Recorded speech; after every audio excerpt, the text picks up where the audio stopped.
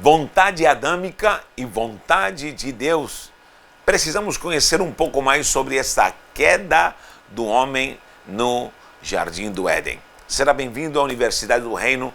Meu nome é Natanael Solis e te convido para nos aprofundarmos mais nas Sagradas Escrituras. Olha só, quando nós vemos que Deus criou o homem à sua imagem e semelhança, nós vemos o homem recebendo atributos do próprio Deus. Entre tantas coisas preciosas, temos aí o homem com o poder de decidir e de ter vontade ou volição. A própria volição é o desejo de saber o que vai fazer, optar pelo que vai fazer. E, logicamente, o homem tinha vontade. Essa vontade o fez ser atraído por Satanás, pela serpente, e ele desejou a fruta. A própria mulher iniciou isso e viu que a fruta era bonita aos olhos, e aí começa a vontade a ser despertada e manifesta, porque Deus o criara com livre-arbítrio, tá bom? Nós gravamos um vídeo sobre esse fruto do conhecimento do bem e do mal, e eu expliquei que esse fruto era mistura, fusão. Aqui especificamente o verbo dat, conhecer, aparece como fusão, como mistura, tá bom? Logicamente que o verbo dat tem outras raízes que vão falar muita coisa preciosa etimologicamente no hebraico. Mas nesse caso é esse fruto do bem e do mal, a mistura. Houve uma mistura que confundiu o DNA espiritual do homem que estava ligado diretamente a Deus. A partir desse momento, essa palavra ratson, vou anotar aqui, ratson, é resh, o tzadik, o vav com pontuação para o, ratson, e o nun sofit, ratson. Ratson é vontade, vontade. Com agora o experimentar desse fruto, né, do conhecimento do bem e do mal, ou da fusão do bem e do mal, ele ficou escravo, preso com sua vontade para o pecado. Ele ficou escravo. Nós vimos que ele foi desligado de Deus, essa é a morte espiritual, morte física, e também ele passou a ser alvo do próprio Satanás. Satanás entrou na mente, entrou no seu coração. A partir desse momento se desligou de Deus, está caído, ele não pode mais ficar no Gan Eden, e agora é expulso. Porque o próprio Deus diz ali no capítulo 3, agora o homem é igual a nós. Agora ele tem domínio sobre o bem e o mal. Não é que o homem, meu Deus, agora eu sei, conheço o que é o bem e o mal, não é isso. Mas agora ele passou a ter domínio, a sua vontade foi escravizada pelo pecado. E a sua vontade, logicamente, se inclinou para o pecado e para o mal. Ou seja, hoje a natureza adâmica caída está escravizada pela vontade para pecar. A vontade do homem está com base nas obras da carne. Nós vamos ver como o homem, tudo que ele tem vontade é inclinação para o pecado. Então a vontade do homem é inclinar-se para fazer as coisas que desagradam a Deus. Só que acima dessa vontade existe a vontade de Deus. Qual era a vontade de Deus a princípio? Que o homem ficasse no jardim. Que o homem ficasse no jardim, que o homem vivesse feliz. Inclusive, ele não proibiu de comer da árvore da vida. Aí que está. E muita gente não sabe que Et HaChaim, que seria Et HaChaim em hebraico, que essa árvore da vida é uma conexão sobrenatural. Eu vou ter que fazer um estudo sobre essa árvore chamada árvore da vida, e como ela se manifestaria no próprio homem para que ele estivesse, logicamente, em plenitude de vida ali nesse jardim do Éden. Mas o tema da árvore da vida é outro tema. Agora, temos um homem caído, falido agora, que vai ter domínio sobre o mal, vai conhecer o mal no sentido de agora saber, experimentar o que é, né, essa mistura de bem e mal, e ele se inclinar para fazer tudo que desagrada a Deus no seu conteúdo espiritual, cara. Tudo que é maligno, tudo que não é da vontade de Deus. Então aí vai haver uma grande guerra entre o Ratzon, que é a vontade de Deus, ou a vontade do homem caído. E aí nós precisamos ver, porque às vezes nós não entendemos essa palavra vontade humana, vontade segundo o contexto espiritual bíblico. A vontade do homem deve ser aniquilada, deve ser tirada.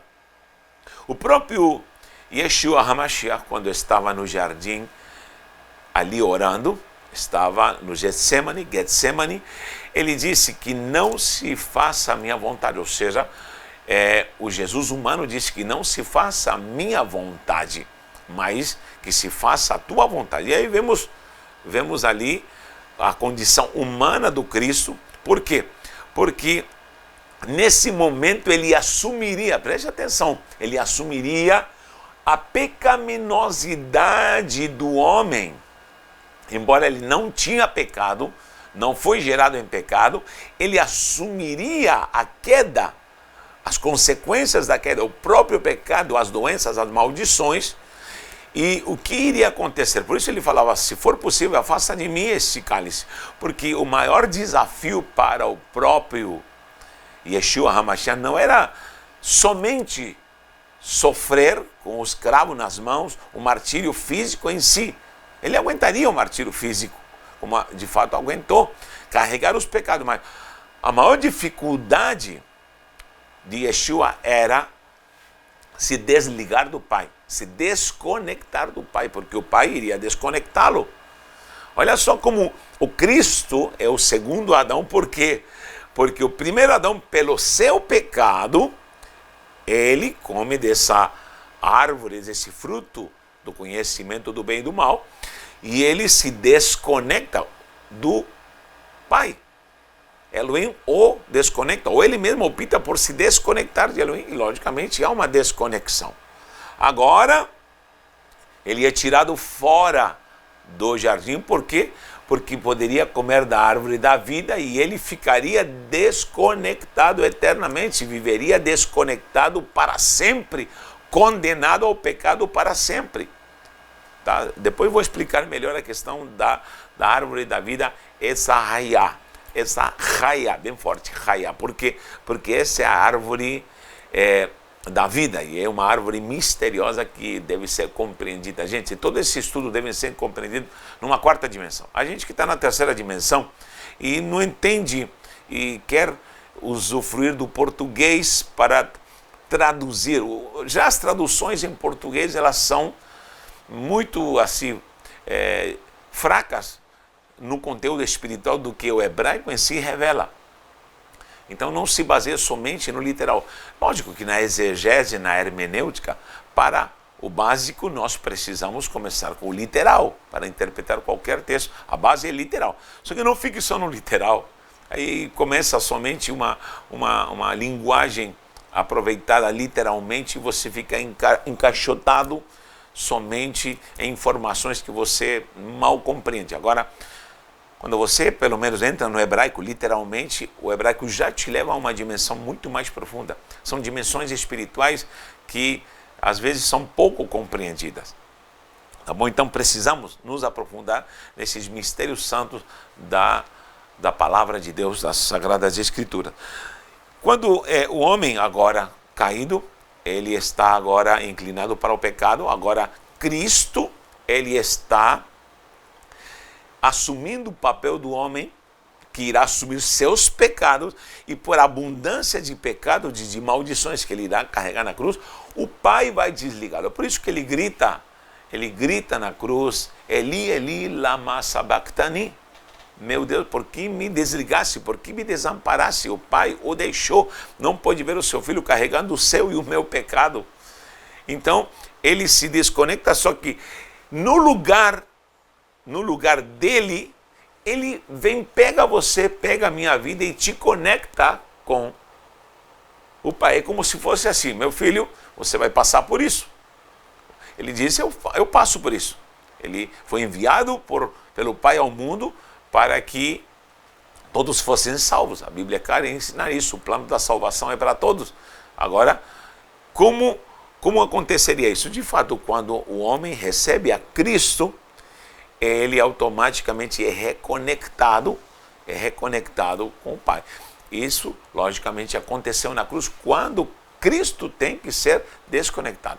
Logicamente, Jesus vence a morte, Yeshua vence a Satanás, ele ressuscita ao terceiro dia e, logicamente, sobe, como diz Paulo em Filipenses, ele se humilhou até o sumo mais, até a morte de cruz, mas ele deu um nome que está acima de todo nome, para que todos conheçam o poderio do nome de Yeshua HaMashiach. Então, logicamente, ele agora está como rei vencedor, como rei dos reis, em glória, e logicamente é mais do que vencedor e vitorioso perante toda ação maléfica. Agora, eu fui reconectado ao Pai, porém em mim ainda está uma parte que é a minha carne.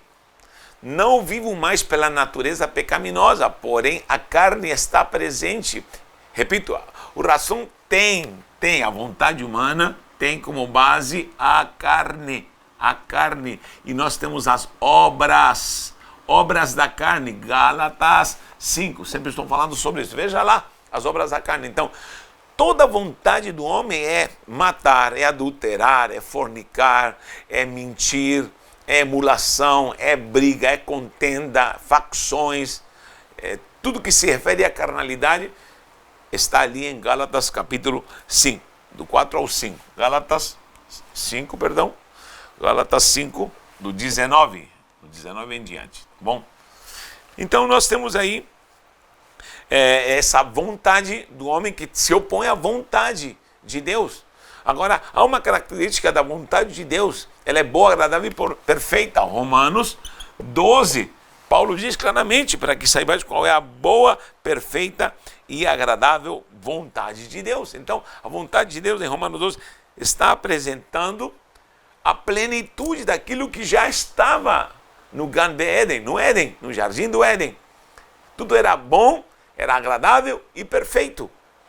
No Éden tudo estava em harmonia perfeita e conectado com o Eterno.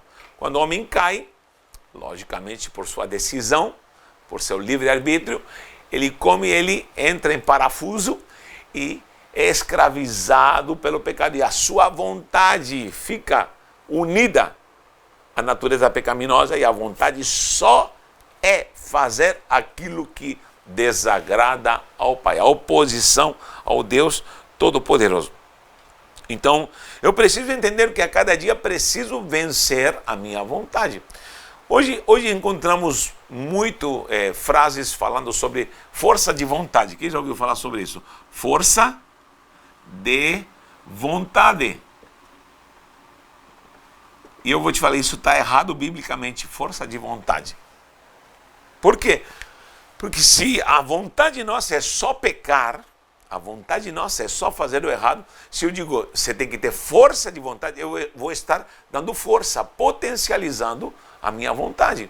Isso até em exemplos seculares eu posso falar. Quando alguém, por exemplo, quer emagrecer,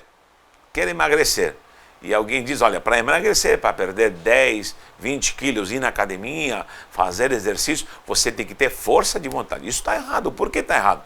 Porque se depender da nossa vontade, o homem ele não quer fazer nada de bom pela força de vontade. Se depender da vontade, a pessoa quer comer batata frita, hambúrguer, tomar refrigerante. Pela vontade humana, você fica em casa, descansando, jogado no sofá e comendo besteira, comendo gordura. Me diga se não há algo mais gostoso do que batata frita com Coca-Cola, meu Deus. Olha só a vontade. Agora, não é por força de vontade que você vai fazer exercício, não. Você vai ter que ultrapassar a tua vontade. Perante tanta coisa que te acontece ruim, você vai ter que ter resiliência, você vai ter que vencer a tua vontade, muito menos a força de vontade, e você terá que ter uma dinâmica extra ou normal para quebrar esse comodismo da tua vontade, essa zona de conforto da tua vontade e começar a fazer exercícios. Concorda comigo? Então, eu nunca vou vencer pela força de vontade, nem no secular, como estou dando o exemplo aqui de emagrecer e fazer exercício, porque o corpo, a carne, só quer ficar em casa e comendo besteira. Inclusive, a gula é um grande pecado que está na lista das obras da carne. Bebidices e glutonaria está como obras da carne, leia lá. Tá? Então, nós precisamos prestar atenção que a vontade do homem é maligna sempre, é se acomodar. Tá? A pessoa quer aprender algo novo, quer aprender idiomas, quer fazer cursos e vai depender da vontade. Não, se depender da vontade, o cérebro me diz, não estuda coisa nenhuma, não aprende nada, você está bem assim, fica tranquilo. Essa é a vontade do cérebro, essa é a vontade humana, essa é a vontade carnal. Não cresça, fique tranquilo.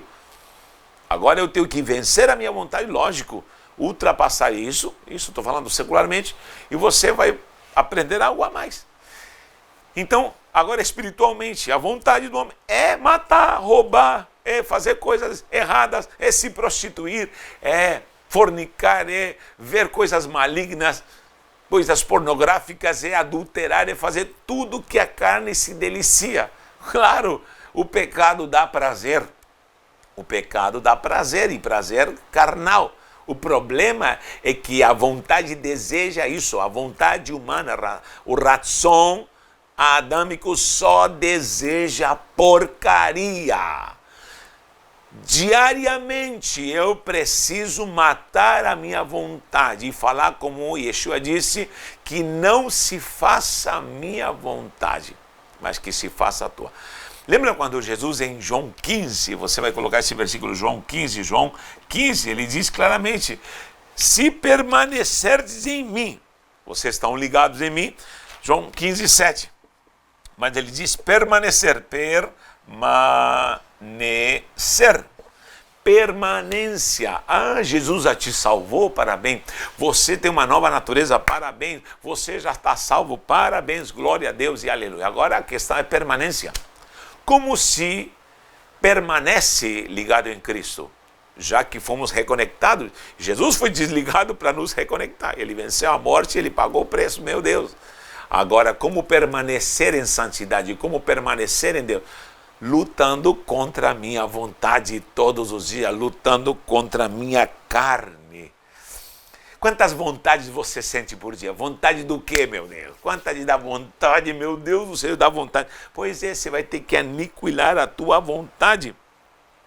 Olha o que diz Salmo 143. Vamos anotar aqui do lado. Salmo 143 diz, ensina-me, no versículo 10, diz, ensina-me, guia-me para fazer a tua vontade, pois aí tu serás o meu Deus. Como Deus será o teu Deus? Quando você será disposto a fazer a vontade de Deus. Como eu falei em Romanos, boa, agradável e perfeita. Então não tem, gente, força de vontade, porque vontade é maligna. O homem caído só pensa em perdição, em coisas que não agradam a Deus. Logicamente, Satanás vai trabalhar nesse sentido. Então, agora nós temos um homem que, como o próprio Deus diz ali em Gênesis 3, é igual a nós. Ele passou a dominar. Só que o domínio de Deus sobre o mal, sobre o pecado, ele está nos parâmetros de Deus. Tudo subsiste por ele. Até o próprio Satanás. Satanás não se move se não é pela autoridade e o domínio de Deus, certo? Não há mal em Deus, não há mal em Deus. Esqueça isso aí. Não há natureza maligna em Deus. Pelo amor de Deus, por favor. Agora, o domínio de Deus está aí dominando o bem e o mal. Ele tem esse domínio. E há limites que Deus estabeleceu espiritualmente. Agora o homem passou a ser igual a Deus, saboreando agora em prática o pecado, saboreando em prática e tendo domínio agora sobre o mal. E agora, nesse domínio, ele só vai se afundar e se perder. Ele nunca vai ter a tendência a querer fazer o que é bom. Aí surge uma pergunta que muita gente me faz. Natanael, se o homem ele a tendência é só fazer o mal e cair, ou nessa forma de adâmica caída, ele nunca poderá se achegar a Deus. De fato, humanamente nunca poderá se achegar a Deus. É por isso que a ação salvífica vem para dar a chance, porque o homem ainda continua com volição e livre-arbítrio. Nós vamos ver muitas passagens onde o homem terá a bifurcação. Vemos em Deuteronômio, quando o próprio Deus fala para o homem: escolhe, eu te dou o poder de escolher entre a bênção e a maldição. E ainda dá a dica: escolhe, pois, a bênção para que vivas. Ou seja, Deus sempre estará agindo e lhe dando a alternativa santa do homem decidir agora para a santidade e para a vida. Ou seja, Deus, com seu plano salvífico, está chamando ao homem. Deus, com seu plano glorioso de salvação, está atraindo o homem. Deus, com seu plano de salvação, está querendo reconectar o homem. Então, nessa condição, o homem, pela sua vontade, ele nunca vai querer Deus porque está caído. Isso é fato. Porém, aí que está, o céu se abriu e veio a graça através da pessoa de Cristo. E Cristo foi enviado para todos. Para todos. Você pode ver em 1 Timóteo 2, 3 e 4, anote isso aí. 2 Pedro 3, 9. Ele tem a vontade e o desejo que todos serão salvos. Agora o homem vem, Deus, aliás, vem com a graça, o poder da graça, e logicamente isso é traído, trazer o reino, a excelência do reino, esse domínio de Deus, a virtude da salvação, o poder do evangelho do reino traz a graça. É por isso que quando Jesus inicia o seu ministério, ele fala assim: eis que o reino dos céus chegou até vós. Não veio só para alguns, veio para todos. Todos. Agora a questão: todos vão recebê-lo? Claro que não. A todos os que o receberam, deu-lhes potestade de serem filhos de Deus. Então, a pessoa precisou recebê-lo. Na condição humana não podia se fazer nada, porque ele está caído, porém, com a ação da graça, o homem ele vai decidir recebê-lo, porque a salvação é para todos. O reino traz a salvação, o reino traz a vontade de Deus, o reino quer dominar sobre a vontade do homem, certo? E aí o homem, logicamente, pelo poder do reino que é trazido, o reino do céu chegou até vós. Não diz chegou só para alguns, somente para os que foram escolhidos a dedo. Não, Senhor, veio para todos, veio para todos. Essa é a vontade de Deus pelo reino. Por isso no Pai Nosso está escrito: seja feita a tua vontade, perdão, diz assim: venha a nós o teu reino. Olha só, venha a nós o teu reino, seja feita a tua vontade. Ou seja, quando vem o reino, vem a vontade de Deus junto. E aí será feita a tua vontade. Venha a nós o teu reino e será feita a tua vontade. Então, quando o reino veio com Cristo, ele espalha o reino e quem quis o recebeu. E como quando alguém sai para a rua, pega mendigos que estão na rua, usuários de droga, e eu pego a todos que estão na cidade, eu levo uma chácara, dou alimento, vestuário, comida, e lhes digo: a partir de hoje vocês estão nessa condição, salvos e transformados dessa vida maluca ali nas ruas. A pergunta é: quantos vão querer ficar? Será que todos vão querer ficar? Olha que eu já lidei com muita gente e as tirei da rua. Todos ficaram? Claro que não. Claro que não. O homem vai ter que decidir se ele fica, se ele recebe a salvação, se ele aceita a vontade de Deus, recebe a vontade de Deus, o domínio do reino sobre essa criatura, e optar por essa nova vida vai ser uma decisão pessoal. Uma decisão pessoal. Então, o ração humano pecaminoso é queda.